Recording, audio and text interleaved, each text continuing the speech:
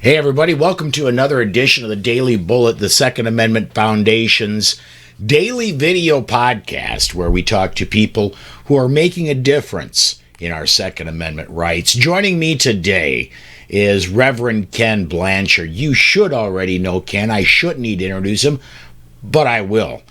Kenn started podcasting before anybody else even knew what a podcast was, speaking as a general public at large.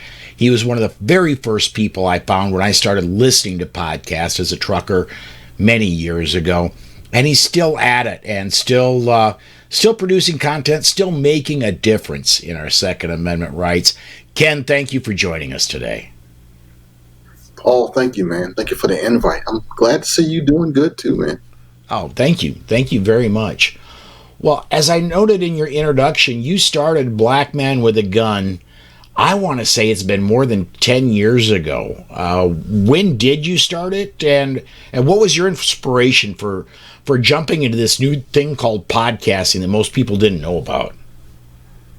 It was the week of Thanksgiving, 2007. I have always been wanting to be the radio guy. And I didn't know that there was a life of voice acting and all that existed in the world. So when podcasting showed up and somebody had me as a guest on their news show, and they said, yeah, man, we got this new thing called podcasting. Mark Vandenberg actually was the man. And he said, all you got to do is do this, this, and this. And this is back in the day when folks really didn't have a good internet connection and everybody had all this kind of mutant gear. So I took my laptop and downloaded a whole bunch of crazy stuff, and I had my gaming microphone and headphone, and off I went. I was going to be the radio guy from the basement, and the original show was called the Urban Shooter Podcast. I didn't know what I was doing, but I was having a great time doing it, and it took over. It became like my creative way to do things, so I tried everything. I had interviews with people that I had met as an activist. I had interviews with people that I wanted to get closer to. Movie stars even allowed me sometimes to call them up. And this was, again, 2007. So I explained a lot about what a podcast was. It drove me nuts because everybody was like, so what's a podcast again? I heard that more than anybody. And I had comedians, and I did a whole bunch of stuff that didn't work. I tried my hand at singing. I tried my hand at comedy. I had audio drama. It was my entry into catching up to my dreams. And through this whole thing, I've been able to continue my conversations, I changed on the internet because I was one way. And then now as this personal persona that people listen to, it made me more responsible. It made me more respectful. It made me want to be a good voice. I tried to pull the best out of all the things that I've known. So I wanted to be the trusted person. I didn't want to let anybody down. And being that person has, again, changed my life because I've actually helped other people. I've been the voice that folks called when they're about to try to end their life. And it became a ministry to me. So I had to create a whole other podcast just for my Christian faith that I could push on that. And then over the years, I have, this is when you spill your water, I have 4 podcasts now, and they're each a segment of me. So when Black Man with a Gun took a hiatus at the end of 2019, I thought there are a gazillion people out here, especially a gazillion black people with firearms now. Nobody cares. Nobody needs me. I'm done. That wasn't the case. Actually, I got called back into action. So the podcast resumed in 2020, and I'm having a ball still. That's awesome, man. Yeah, I remember very early, and I wasn't even one of the very early people that discovered your podcast. I suppose I started listening to you about 2010, and I didn't start podcasting until 2012. But your show at that time was very much a variety show.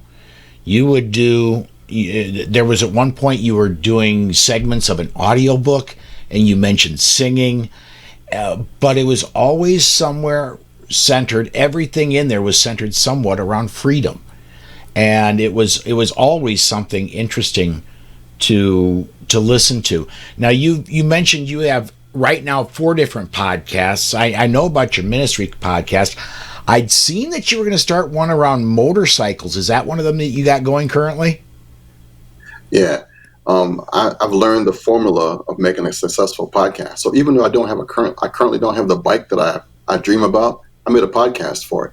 IndianMotorcycleRadio.com is my dream bike. There's a huge Roadmaster in my future, I hope.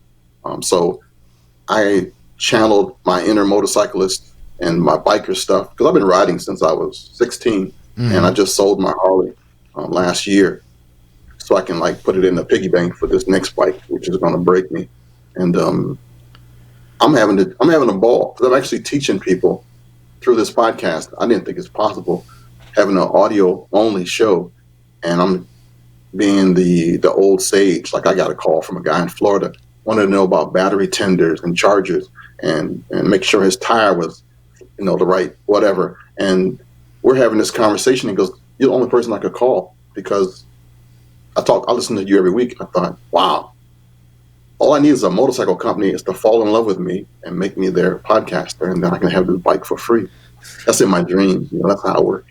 Yeah, very cool. Well, I unfortunately I don't know anybody in Polaris I can get you in touch with. Polaris would be the parent company of Indian Motorcycles. But so you mentioned you went on hiatus with Black Man with a Gun back in 2019, and really, my understanding is popular opinion, popular demand is what brought you back, right? Yeah, totally. There was no lacking of new gun owners, and my method of teaching and speaking is like a good old uncle, the father, the brother that you trust.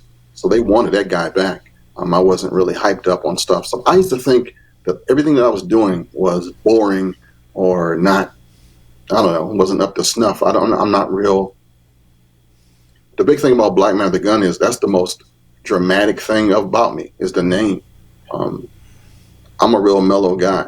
Unless you're shooting at me, I'm not raising my voice. So I've been through some stuff, so I'm pretty chill on everything up to a gunfight. That's when I'm barking orders. That's when I'm telling people to, my language will change. But everything else, mellow. So I thought not having a range, not being able to shoot semi-automatic on automatic firearms on camera wasn't going to get me any views. So I wouldn't last for 13 years, but that's not the case. I'm still here. And the good news is I got OG status with quite a few people who are YouTube stars, who are Instagram stars. And when I do travel and see people and they hear me, they go, "Oh, that's you, the OG." So I got the 2A OG thing going on. And that's kind of nice. It's like being the great grandfather, the Grizzly Adams of a whole generation of people. Very cool. Very, very cool. I would imagine I've seen you whenever we have a large get together of media that are around the Second Amendment, places like SHOT Show, Gun Rights Policy Conference, NRA Show. I run into you at these things all the time. Have you? I've just now started getting this, but I'm betting you've had it for a while. Have you run into where you are just incognito, not so much incognito, but just anonymously walking through a crowd, and you start saying something, and all of a sudden somebody's head whips around, and I know that voice. Have you run into that?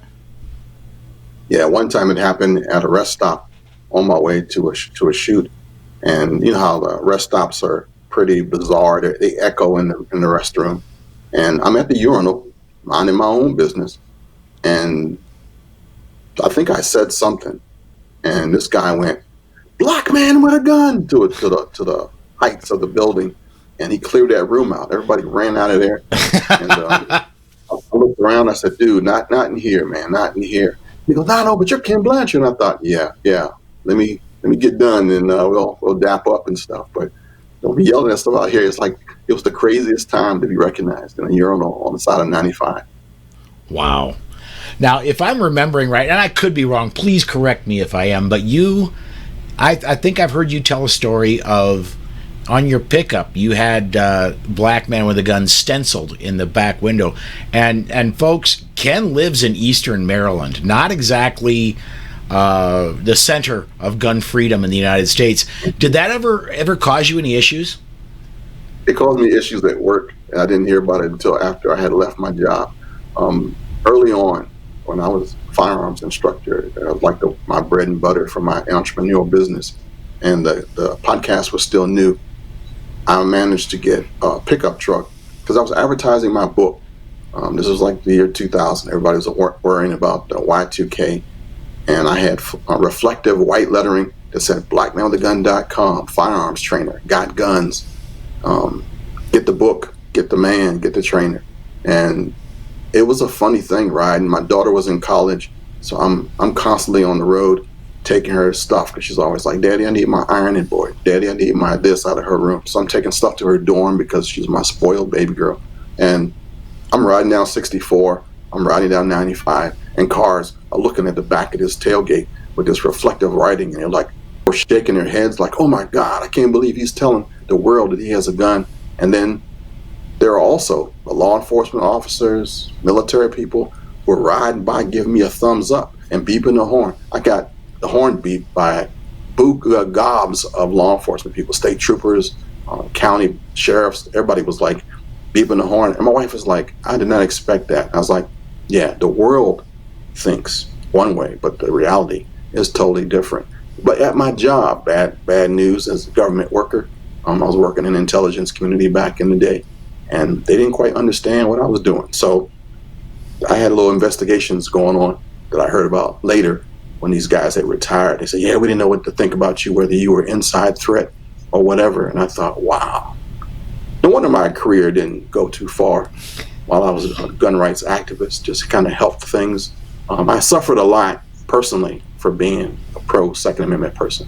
And that part I don't share because it still hurts, but I'm still here, so it's all good. Yeah. So what's going on with Black Man with a Gun right now? Where are you just continuing what you've been doing? Are you going to be changing directions? What's the plan for Black Man with a Gun?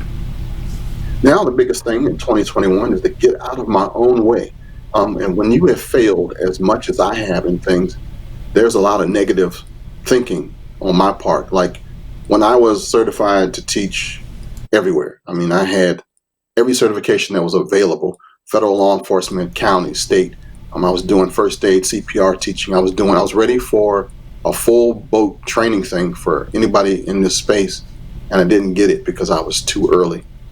So now that everything is hot, jumping and popping out the pot, folks are calling me to train. There's quite a few pastors that I know. They're like, yo, dude, you were the man, and I didn't listen to you 20 years ago, but are you still teaching? So now the Black Man with a Gun in 2021, I got all my paperwork to start. I'm trying to get certified again to train. I'm going to be doing some stuff for Silencer Co.